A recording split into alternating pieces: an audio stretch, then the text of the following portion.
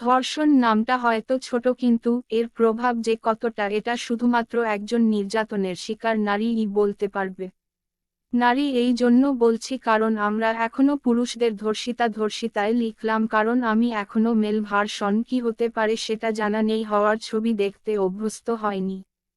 আচ্ছা, একজন ধর্ষকের জন্ম কোথায় হয় বলুন তো? সে কি অন্য গ্রহ থেকে আসে? না, সে অন্য কোথাও থেকে আসে না। সে আমাদের আশেপাশেরই কেউ, কিংবা আমাদের বাড়িতেই তৈরি হচ্ছে কোনো মেয়ে ধর্ষক। ধর্ষক তৈরি হতে কোনো ডিগ্রির প্রয়োজন হয় না, প্রয়োজন হয় সঠিক শিক্ষার অভাব, অতিরিক্ত মা বাবার ভালোবাসার, অঢেল ক্ষমতার, একটা পুরুষতান্ত্রিক সমাজের যেটা গড়েছে একজন নারী। একটি মেয়ের ধর্ষিতা হওয়ার পিছনে সবথেকে কার হাত বেশি জানেন? একজন নারীর। কারণ একজন নারী নিজেকে সম্মান দিতে জানে না, সে সব সময় নিজেকে অবলা, দয়ার পাত্রী সাজিয়ে রাখতে বেশি পছন্দ করে। তাহলে বলতে পারেন অন্যজন তাকে কি করে সম্মান দেবে? হ্যাঁ, এবার হয়তো বলবেন, না আমরা এখন অনেকটাই এগিয়েছি, নিজেরা চাকরি করি, নিজস্ব নাম আছে, পরিচয় আছে, সেটা কতজনের আছে? আমাদের দেশের সংখ্যার হিসাবে যদি দেখা যায় তাহলে হয়তো সেটা প্রতি 1000 জনের মধ্যে একজন নারী আছে, যে সে নিজেকে সম্মান দেয়, তবুও পরে সে যদি বিয়ে করে নেই তবে তার সেও সম্মানটাও কিছুদিন পর বিসর্জন দিয়ে দেয়। আমাদের সমাজে যে ধর্ষিত হয় সে ঘরের এক কোণে লুকিয়ে থাকে, কিংবা তাকে মেরে দেওয়া হয়।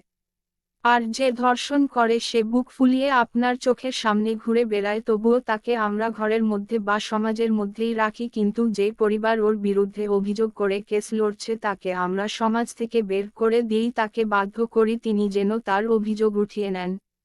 কোনো ধর্ষিতাকে যদি মেরে দেওয়া হয় তখন আমরা এক হয়ে প্রতিবাদ করি।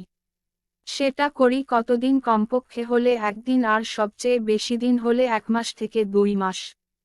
তারপরে আবার আমরা সেটা ভুলে যাই।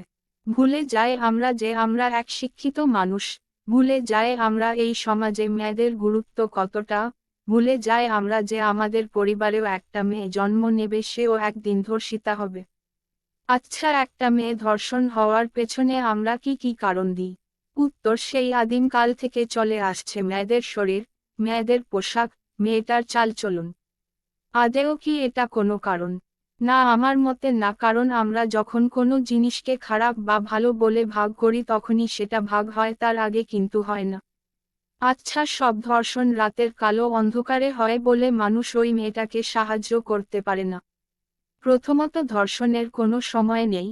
যে কাজ রাতের অন্ধকারে হয় সেই কাজ সূর্যের আলোতেও হয়, আর আমাদের যা পপুলেশন তাতে আমার মনে হয় না যে এমন নিজ ঘটনা ঘটছে তাদের আশেপাশে, আর তারা জানতে পারছেন না, মিডিয়ার কাছে না পৌঁছা অবধি। আসলে জিনিসগুলো যখন ঘটতে দেখে আশেপাশে তখন তারা এটা বলে এড়িয়ে যায়, আমরা ঝামেলায় জড়াতে চাই না, নিজেদের পরিবারের দোহাই দিয়ে চোখ বুজে কান বন্ধ করে পেরিয়ে চলে যায়, যেন তারা কিছু বুঝতেই পারেননি।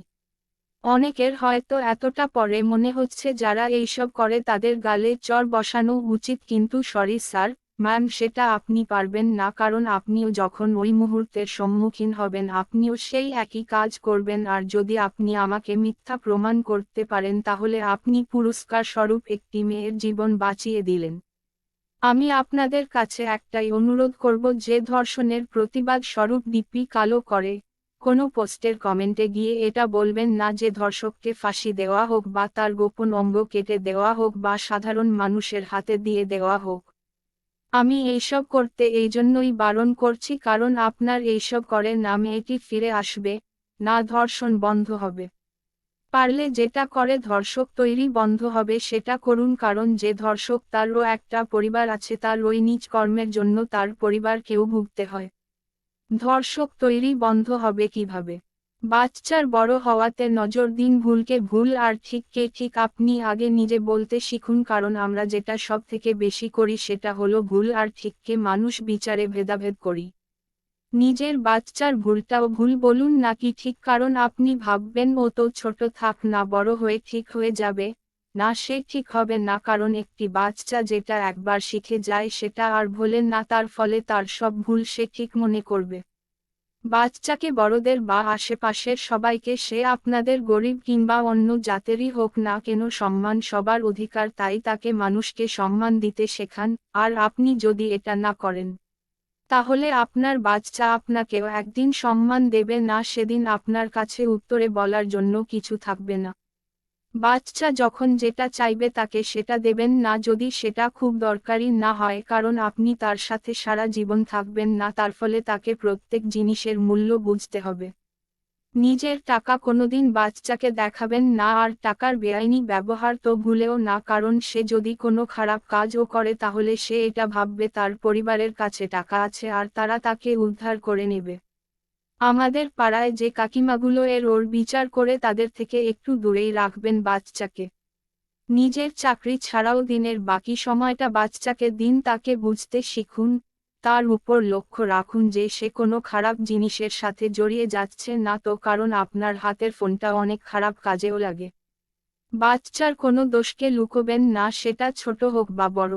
এই রকম অনেক কিছু আছে যেটাতে আপনার ছেলেকে একজন মেয়ের ধর্ষণকারী হওয়ার থেকে রক্ষা পেতে পারে।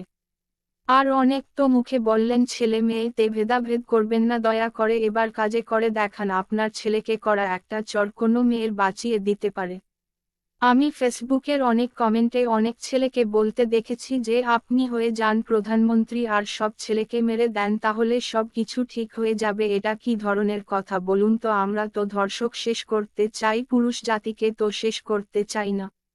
যে মেয়েটা ধর্ষিতা হয় তারও বাড়িতে বাবা আছে, ভাই আছে, আর যে ধর্ষক তার বাড়িতেও মা আছে, বোন আছে, তাও তো ধর্ষণ হচ্ছে।